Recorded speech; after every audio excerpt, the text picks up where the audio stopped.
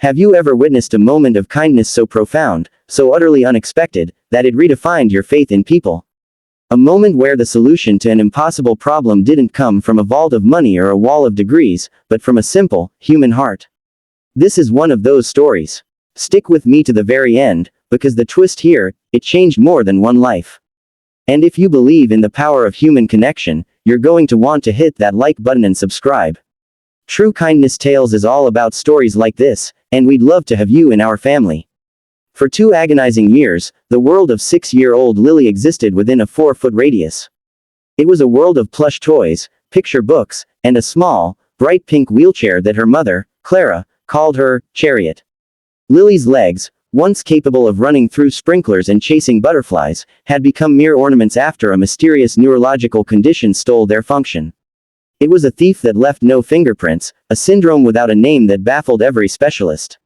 Clara, a single mother whose resilience was etched into the fine lines around her eyes, had sold her late parents' home, exhausted her savings, and traveled across the country. They sat in the hushed, opulent offices of billionaire doctors, men and women whose clinics looked like 5-star hotels and whose fees could fund a small town. They offered theories, elegant in their complexity, and treatments, terrifying in their cost. Each was a door Clara rushed towards, only to find it locked. Idiopathic neuropathy, they'd finally say, a fancy term for, we don't know.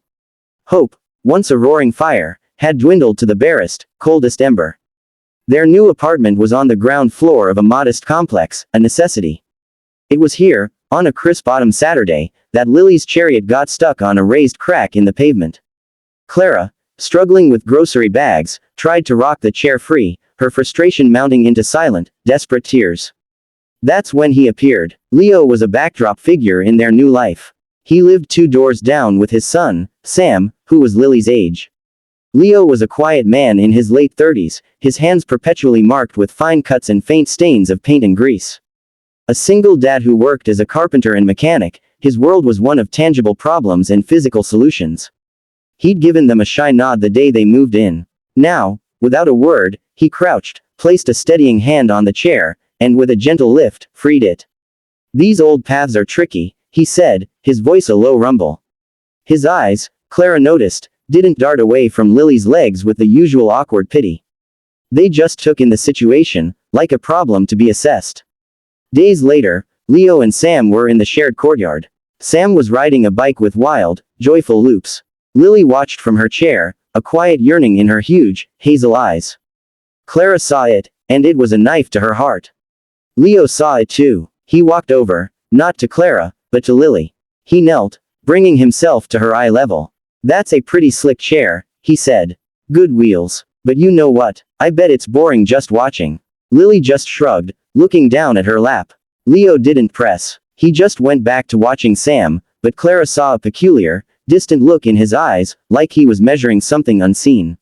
The following week, Leo knocked on their door. He looked nervous, clutching a toolbox. Clara, he began, hesitant. This might be out of line. And I'm not a doctor. Not even close. But, I've been thinking about Lily. About her chair. I have an idea. It's probably stupid. Exhausted, bankrupt of hope, Clara almost shut the door. What could this handyman possibly offer that the medical giants couldn't? But it was the earnest, unguarded hope in his eyes, a hope she hadn't felt in years, that made her sigh and step aside. What's your idea, Leo? Can you imagine? After all those experts, it's a carpenter with a toolbox who claims to have an idea. But sometimes, the most complex puzzles need a fresh pair of eyes, eyes that see function, not just failure. If you're feeling that glimmer of hope, that's what we're here for. Show us you want more stories like this by smashing that like button and subscribing. It truly helps us keep the light on. Leo's workshop was the converted parking spot behind his apartment, a chaotic symphony of sawdust, metal scraps, and half-finished projects. He brought Lily there, with Clara trailing behind, a silent sentinel of skepticism and fragile hope. He asked Lily questions, not about her pain or her medical history, but about her chair. Does it feel stable? What do you wish it could do? If you could move any part of your body, just a little, what would it be? Lily, who had grown wary of interrogations, slowly opened up. My feet are sleepy, she whispered. But, sometimes my knees feel itchy inside. Leo nodded seriously, as if she'd given him critical engineering data. He spent hours observing her, not as a patient, but as a user of a flawed machine. Clara watched as he sketched on a notepad, crude drawings of levers and pulleys and counterweights. He began to modify the wheelchair. It wasn't a medical device to him, it was a piece of mobility equipment, and all equipment could be improved. He added a lightweight, adjustable footplate with flexible straps. He installed a simple, hand-operated lever system connected to a gentle resistance band mechanism near the knees. It's not about making her walk, he explained to Clara, his hands moving with confident grace. It's about connection, about giving the intention in her brain a pathway to a physical result, no matter how small. The billionaire doctors were trying to fix the wiring in the walls. I'm just building a new switch. For Clara, it was a terrifying gamble. What if he hurt her? What if this makeshift contraption shattered the last of Lily's spirit? But Lily's eyes, watching Leo work, held a spark they hadn't in years. She named the levers, Silver Dragons. The day of the first test arrived. Leo had finished his modifications. The chair now had subtle, elegant additions that looked purposeful, not homemade. He positioned Lily's feet on the new plates, her small hands on the dragon levers. Okay, Captain, he said to Lily. This isn't about walking. This is about telling your knees to push. Just a thought. Try and make the dragon's head nod. Lily's brow furrowed in concentration. She pushed the lever. A system of bands and gentle supports engaged. Her right knee, for the first time in memory, straightened by a single, deliberate inch, pulling her foot along the plate. A gasp, sharp and sudden, cut the air. It was Clara, her hand clamped over her mouth. Lily looked down at her own leg, at the visible, direct response to her will. Her face transformed, not into a smile, but into a look of awestruck, profound confusion. She did it again, and again. A tear traced a clean path through the sawdust on Leo's cheek. He hadn't healed her. He had built her a bridge over the impassable river, a single, narrow plank where before there was only a wide, hopeless chasm. The courtyard became their laboratory. Every day after school, Lily and Leo would work. It was play, not therapy. Leo called it mechanics lessons. He added sensors that made soft, chiming sounds when she completed a full range of motion. Sam would cheer her on from his bike. Clara watched, her heart a battlefield where fierce, protective fear was slowly losing ground to a wild, terrifying hope. Weeks turned into a month. The small, deliberate movements became stronger, more fluid.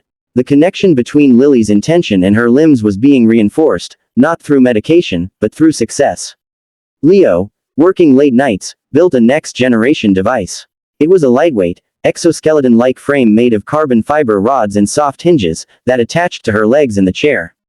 It was a training system, designed to support her weight but translate any muscular effort from her upper body and core into assisted leg movement. One spring afternoon, with the sun dappling through the young leaves, Leo presented it. Today, he said, his voice thick with emotion, we're going to park the chariot. Clara's breath hitched. They carefully secured Lily into the frame, which was connected to a sturdy, wheeled walker. Lily's hands gripped the walker's bars. Her feet, in tiny sneakers, were flat on the ground. The chair sat empty behind her. The dragons are in your arms now, Captain, Leo said, kneeling beside her. You pull, they'll help you step. Just think, forward. The entire world shrank to that patch of pavement. Sam stopped his bike. Birds seemed to hush. Clara's knees felt weak. Lily, her small face a monument of determination, leaned forward. She pulled with her arms. The clever mechanics of the frame took over, engaging the leg supports. Her right leg lifted, swung forward, and placed her foot down. A step, then the left, a shuddering, robotic, magnificent step. And another. She took 5 steps, suspended in the frame, before leaning, giggling, into Leo's steady arms. I walked, she shrieked, a sound of pure, unadulterated joy. Clara stood frozen. The 2-year siege of despair, the crushing weight of failed hope, the hollowed-out feeling of powerlessness, it all crested within her and then shattered. A sob ripped from her chest, not of sadness, but of sublime, overwhelming release. She collapsed to her knees on the warm concrete, tears streaming down her face, her body shaking with the seismic force of a miracle she had stopped believing in. She wasn't just crying for the steps, she was crying for the return of hope, for the kindness of a stranger who saw not a broken child, but a puzzle he could help solve. She wept for the billionaire doctors in their towers who couldn't find the answer, because the answer wasn't in a textbook or a lab. It was in a carpenter's heart, in his hands that built bridges instead of walls. Leo held Lily, his own eyes streaming, as Sam rushed to hug his crying mother. In that ordinary courtyard, an extraordinary circle was completed, not by wealth or prestige, but by ingenuity, empathy, and the stubborn, beautiful belief that no problem is truly impossible if you're willing to look at it from a different angle. See, I told you that twist was worth it. It wasn't a cure. Lily still uses her chair for most things, but with Leo's devices, she walks in therapy every day, her strength growing. The doctors, by the way, are now studying Leo's designs. But more importantly, two families became one. Clara and Leo, they're getting married next year. Sam and Lily will be siblings. This is why I do this channel. To remind us that heroes don't always wear capes. Sometimes they wear tool belts. Sometimes, the greatest medicine is a willing heart and a pair of listening ears. If this story touched you, if it reminded you of the good in the world, please like this video and subscribe to True Kindness Tales. Hit that notification bell so you never miss a story that mends a little piece of your faith in humanity. Because kindness, it's the most powerful force we have. Thanks for watching. See you in the next story.